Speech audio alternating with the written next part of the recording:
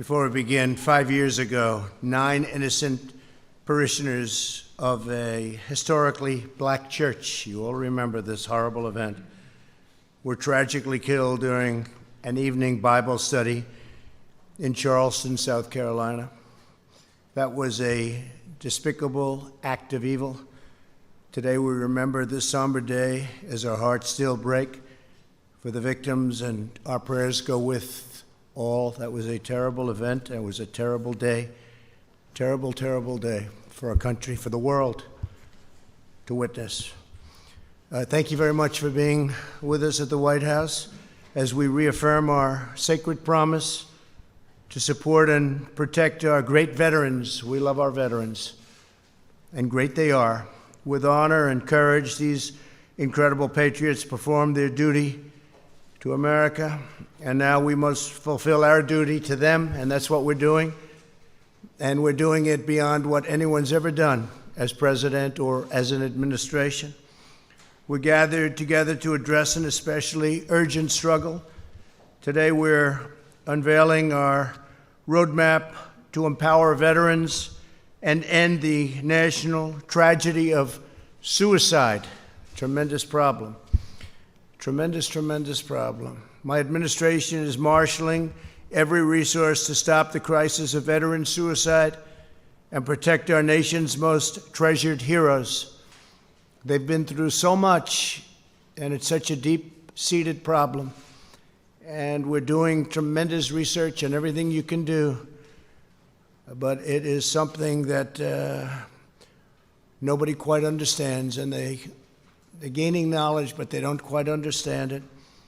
And I want to thank our Vice President for being with us. And I especially want to thank, frankly, wonderful Karen Pence, who is so committed to the veterans and this particular problem. And thank you very much, Karen. We appreciate it. Thank you.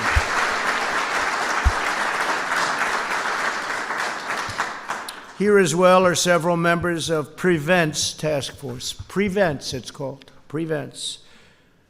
Secretary of Veterans Affairs, Robert Wilkie. Robert, great job. 90% approval rating, the VA. It's way, way up, 90%. That's a number that has never, not even come close to attaining that number, so it's a tremendous job you're doing. Thank you very much. Secretary of Labor, Jean Scalia. Jean, thank you very much. Secretary of Health and Human Services, Alex Azar. Alex, thank you. Secretary of Housing and Urban Development, the great Ben Carson. Thank you, Ben. Secretary of Education, Betsy DeVos. Thanks, Betsy. And Acting Director of OMB, Russ Vogt. Thank you, Russ, very much. Also with us are Surgeon General Jerome Adams. Where's Jerome? Jerome, hi, Jerome. And he got a standing ovation the other day. I introduced him. He got the only standing ovation, Jerome. What was that all about? And the Executive Director of Prevent's Task Force, Dr. Barbara Van Dalen. Thank you very much. Appreciate it. Thank you. Thank you, Barbara. And representatives from several of our nation's leading veterans groups. We have tremendous people in this room, people that work so hard for the veterans, and they love our military, they love our country, they love our veterans. Thank you all for being here very much appreciated. From day one, my administration has been on a mission of historic scope and scale to deliver results for our great veterans. After years of shameful scandal and neglect under the Obama-Biden administration, and scandal and neglect it was, we have fundamentally reorganized the VA from top to bottom, and we've reestablished a crucial principle. American veterans deserve the highest standard of care anywhere in the world, and that's what they're getting. Great leadership. To help veterans get the care they need when they need it, we approved Veterans Choice and made it permanent, and that was a big deal. They've been trying to get it for decades and decades and decades, and we got it. We got it done. And basically that means if you have a problem and you can't get to a doctor, if it doesn't work, you end up going outside, you get your doctor, we pay the bill, and they get immediate service. Some of the veterans were forced in past administrations for a long time, beyond the Obama administration even, but for a long time they were expected to wait a week and 2 weeks and 3 weeks just to get to see a doctor. It was a terrible situation. Now we have Veterans Choice. They've been trying to get it so long, and it works incredibly well. And I would say that's a reason why, when I say 90% approval rating, that's probably one of the big reasons. Before I took office, every month seemed to bring a new story of crisis at the VA by our friends from the media. But the days of endless and deadly wait lists are over, and they are never going to come back. We're never going to allow them. Nobody can allow that to come back, what our vets had to put up with. I signed the VA Accountability Act into law, and we've removed more than 9,000 VA workers who were not giving our veterans the care, respect, attention that they've earned. And now that we have accountability, it's accountability, a very nice word. If an employee of government mistreats our veterans in any way, does something wrong, isn't good for the VA, the secretary looks at them and says, "You're fired, get out." Before, you couldn't do that. We had people for years and years. We had stories, I could tell you, story after story, how bad it was. You had sadists, you had thieves, you had some bad, bad people. So 9,000 have been fired. And they should have been fired a long time ago, but we got accountability, VA accountability passed. We secured record funding for the VA, including $9.6 billion for mental health services in 2020. $9.6 billion. Every VA medical facility now offers same-day emergency mental health, something we didn't have or even come close to having. We have dramatically expanded telehealth for our nation's veterans. And with COVID, it's really become probably the hottest thing there is in medicine, wouldn't you say? I think so. It's gone up in terms of usage by hundreds of times. It was not picking up until COVID came along, and now it's one of the hottest things you have going in the medical world, allowing people to consult with doctors from the comfort of their homes and not having to go out and not having to make long trips, and they get tremendous advice, I hope. The promised White House VA hotline that I've been talking about has fielded more than 400,000 calls right in the White House, successfully resolving 98% of veterans' concerns. It's a great thing. We have substantially cut the wait time for veteran appeals, ensuring all issues are resolved in a swift and timely fashion. It goes very quickly now, very, very quickly. We're modernizing medical records to begin a seamless transition from the Department of Defense to the VA, something others have tried and failed to do. They've tried it for decades, long time. They wanted to do it. It's actually not as easy as it sounds, getting it done, but we got it done. The VA has also cut opioid prescriptions by 35% since 2017, and we're committed to defeating the opioid epidemic in America. We've brought it down by as much as 17% in some areas, 20% in other areas. But that still means you have a lot left, but a lot of good things are happening. I have to say, our border, where much of this comes in, drugs come in. We have a drug problem, we have an opioid problem. It's all the same big problem, but our border is now as secure as it's been in many, many years. It's, the wall is now up to mile 212, and wherever we have the wall, that takes care of that area completely. But we're now down to among the lowest numbers we've ever had on the border, and we have, I want to thank the President of Mexico, because we have 17,000 troops right now on the border, Mexican troops, and really helping us a lot.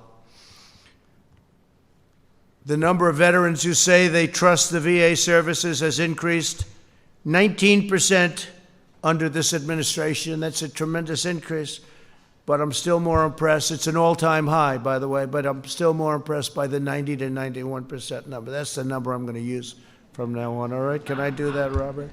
I like that. 91%. Can you imagine if you were a politician, you had a 91% approval rating? That would be pretty good.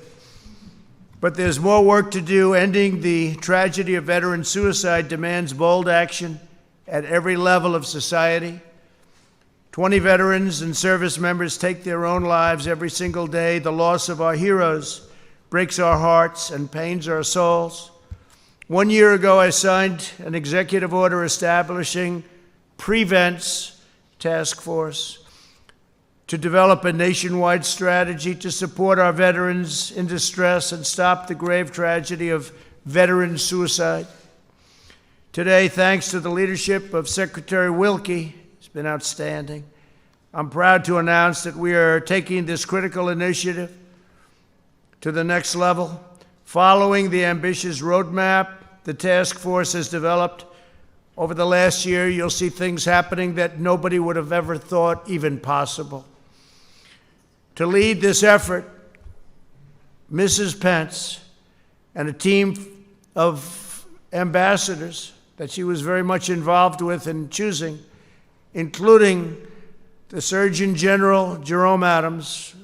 You're only there, Jerome, because Mrs. Pence wanted you there. Okay, that's a nice compliment. She's tough. That's a nice compliment. We'll launch a national public awareness campaign in the coming months. This historic campaign will mobilize every sector of American society to encourage heroes in need, empower them with the best prevention practices, and help every veteran thrive in their lives after service. They come home from these active battlefields and active places, and all of a sudden they're left sometimes alone, and you have a hard time with it. They fought our battles overseas, and now we must join them in winning this new battle at home. There's no single solution to this issue. Every resource must be brought to bear. We're expanding our partnerships with military and veteran organizations, universities, faith-based leaders, businesses, nonprofits, and all levels of government to establish specialized support systems for our veterans. The task force has already partners with 30 large corporations to help them prioritize the mental health of their employees, and we will continue adding to that number, and the number is growing very rapidly, very, very rapidly. We're also launching a national research strategy. The Prevent's Office will work with the greatest scientific minds across our nation to evaluate research to better understand the trauma service members face. They face tremendous trauma. Identify effective treatments and communicate their findings to the public. The Prevent's Office is currently reviewing the $1.5 billion of federal funding committed to suicide prevention to make sure research goes where it is most needed in order to save lives and to make lives better. Here with us today is former Marine and Coast Guardsman Chad Heiser, who can share with us his personal testimony about the importance of the steps we're taking today. And Chad, if I could, please, would you say a few words? Thank you.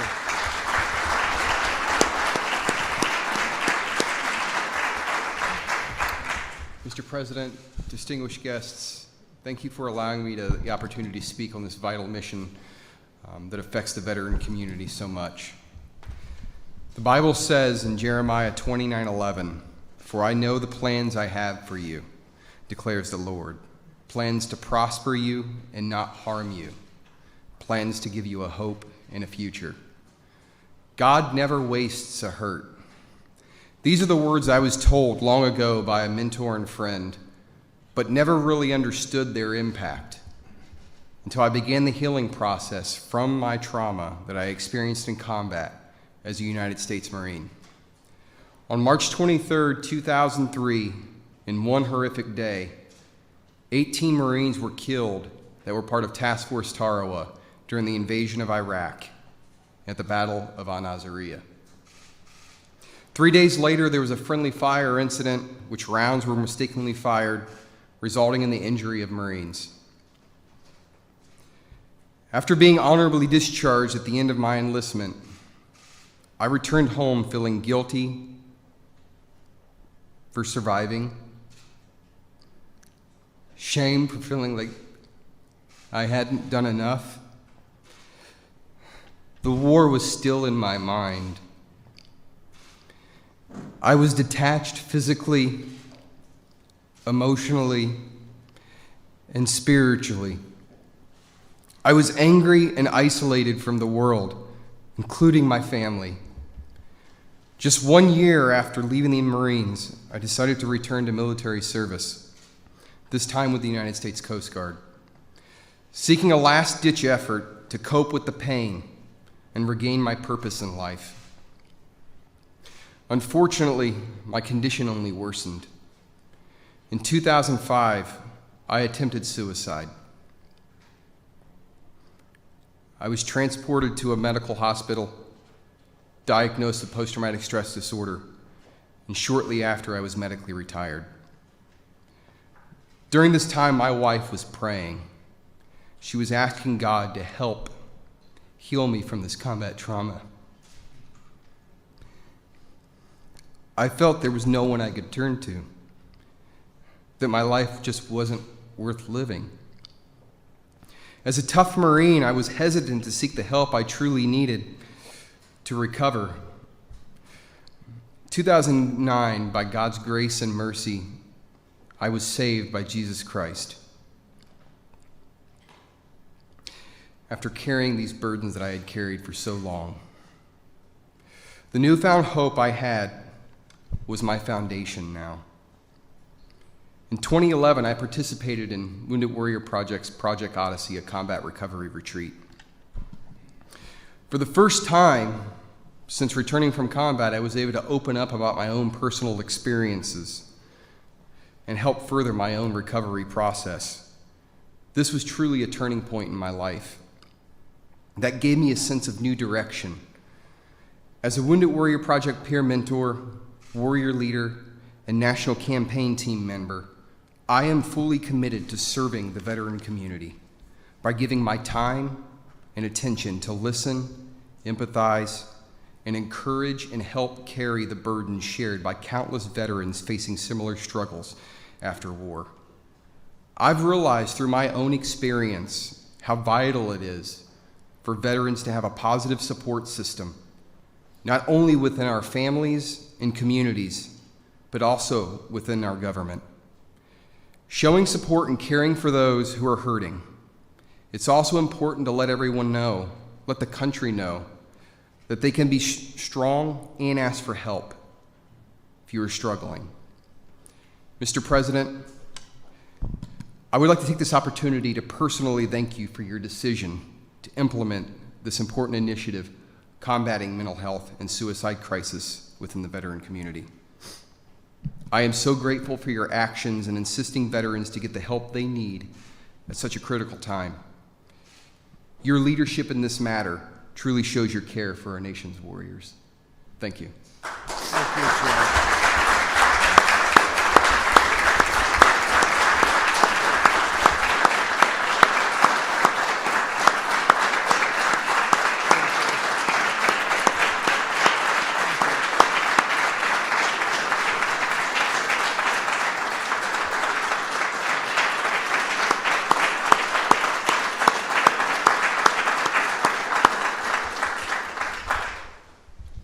That's fantastic, Chad. Thank you very much. I thought because she's so important to what we're doing, I could just, prior to Secretary Wilkie, ask Karen Pence to say a few words. And she's going to be leading us into the promised land on this very tough subject. Do you mind? Please. Either one, Karen.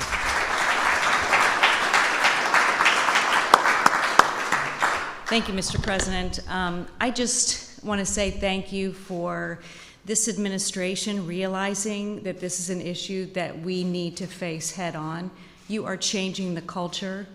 It's the leadership at the top. It's people like Chad being willing to be vulnerable. It's people like Dr. Van Dalen leading the whole task force of real experts who have been dealing with the suicide issue for many decades. And now all of us are coming together. We came together a few months ago at the Vice President's residence. We talked about how we wanted to go forward with this initiative. And I feel like right now is such an opportune time because we're all dealing with anxiety. We're all dealing with stress right now. So if I can do anything as lead ambassador, it's my goal to help take away the stigma of mental health, take away the stigma for people to be able to come forward like Chad to say, there was a time in my life where I wanted to end everything. And our veterans, I've met with so many of them who say to me, I don't go to that dark place anymore. And so we are giving them hope. We want them to know, and anyone who's considering suicide, that there are people out there who want to help.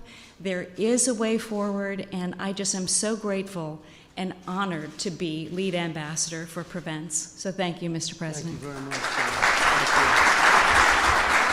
Thank you very much. So she had no idea I was going to do that, but I have to say that I did it about 2 months ago. I said, maybe Karen wants to say a few words. And she got up and she spoke for 5 minutes. She blew everybody away.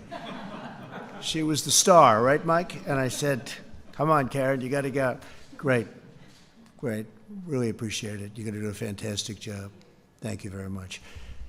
Mr. Secretary, let's go.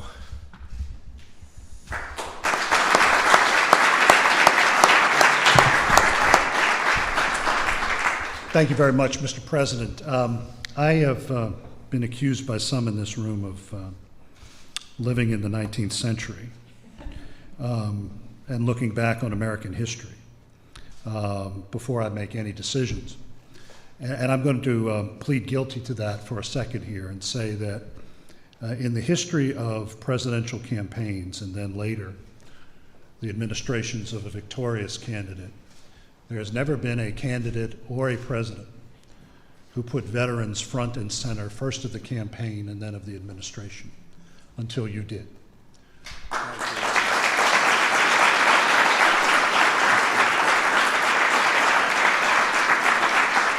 I'm going to speak for Mrs. Pence, and I'm going to speak for myself as the son of a grievously wounded combat soldier from Vietnam, and in Mrs. Pence's case, the mother of a Marine warrior.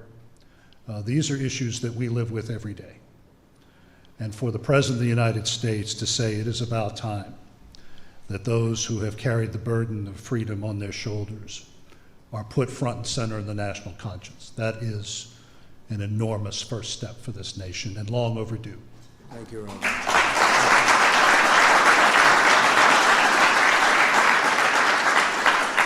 I've thanked Mrs. Pence. I want to thank two other people. First is our executive director, Barbara Van Dalen, who took this burden on herself, but took it joyfully, and is not only opening the aperture when it comes to a discussion of this last tragic act in a veteran's life, but also opening the aperture on a discussion, finally having a discussion on mental health and addiction. So Barbara, I thank you very much for what you do.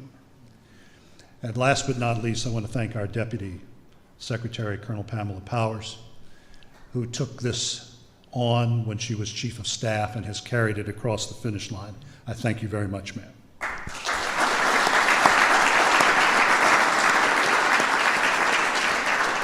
Mr. President, I'll go back to that history. In the 1890s, one of your predecessors, whose portrait hangs in the green room, was alarmed at the reports he was receiving from the Frontier Army of countless deaths amongst officers and men on the far outposts of the American West. He was the first president to begin taking a look at those sad numbers, and it has taken these 130 plus years for another president to finally say, enough is enough. On any given day, 20 American warriors take their own lives. Those are active duty, guardsmen, reservists.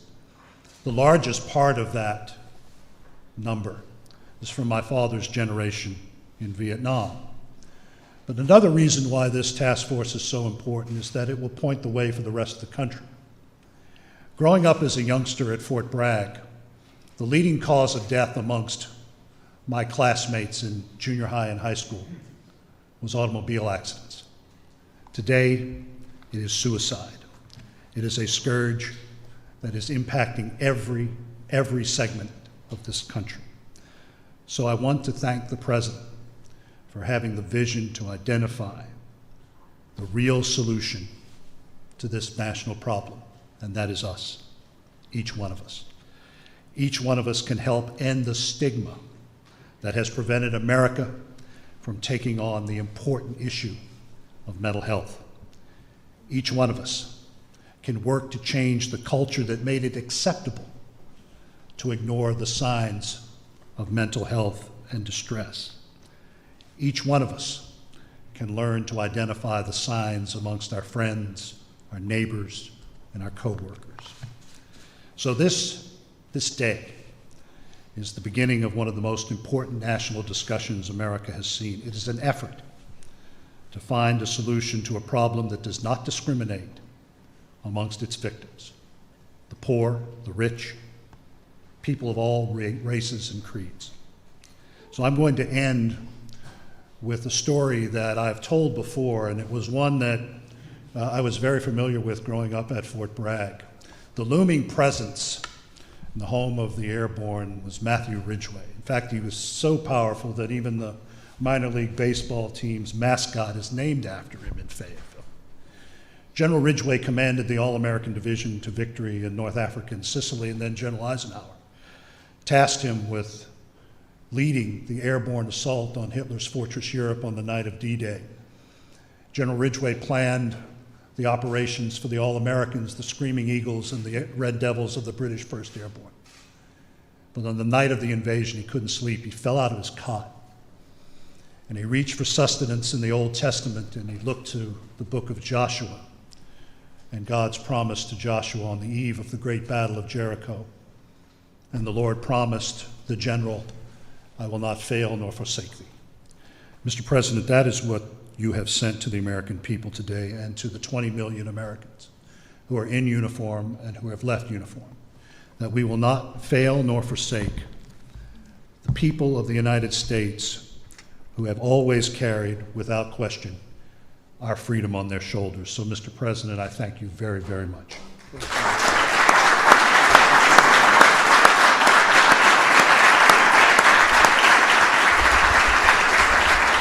Great job you did. So Karen Pence has stated beautifully just a little while ago that the two words anxiety and stress. And all I can say, Mike, is thank goodness we don't have any anxiety or stress in this job with these people back there. But I will tell you, we're working very hard on this problem, and I think we've made a tremendous amount of progress. I even noticed your number, 20. 20 is different than 24. You know what that means, each day. Hard to believe, each day. But 20 is a big difference, and we're getting it way down. And with some of the treatments that we're talking about, I think it'll go a lot lower than that. And Barbara, I want to thank you very much. I want to thank Chad. I want to thank you very much. It was a beautiful, beautiful statement.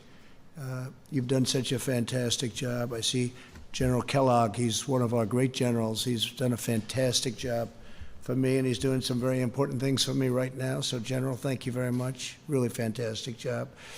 And we will have another meeting soon, and that meeting will be a meeting of progress, because I know with Karen in charge and with the Surgeon General working along with Karen and the group that you have, I know every one of them, you're going to make big, big progress very, very fast. So thank you very much. Thank you, Karen. Thank you very much. Mike, thank you.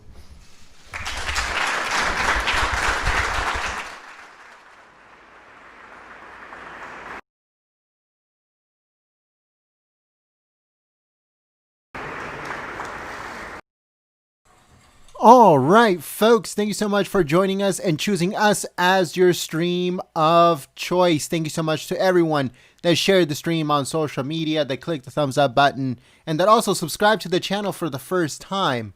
And if you are new to the channel and you want coverage 365, 24/7 of President Trump and everything that is going on in politics, then we encourage you to subscribe and click that bell. Now, if you want to get notified 100% of the time compared to 10% of the time with YouTube, when we go live for another live stream, all you have to do is sign up to our notification list. In order to sign up to that list, send us a text message with the word Trump Live to the number 555-888, and we will send you a notification through text message every time we go live for a President Trump speech, rally, press conference, presser, anything like that. So once again, if you want to get notified 100% of the time for future live streams, send a text message with the word Trump Live to the number 555-888, and we will send you a text notification when we go live. Also, make sure to follow us on Twitter at Gold State Times. Last but not least, folks, make sure you check out our website, goldenstatetimes.com. Again, that's www.goldenstatetimes.com.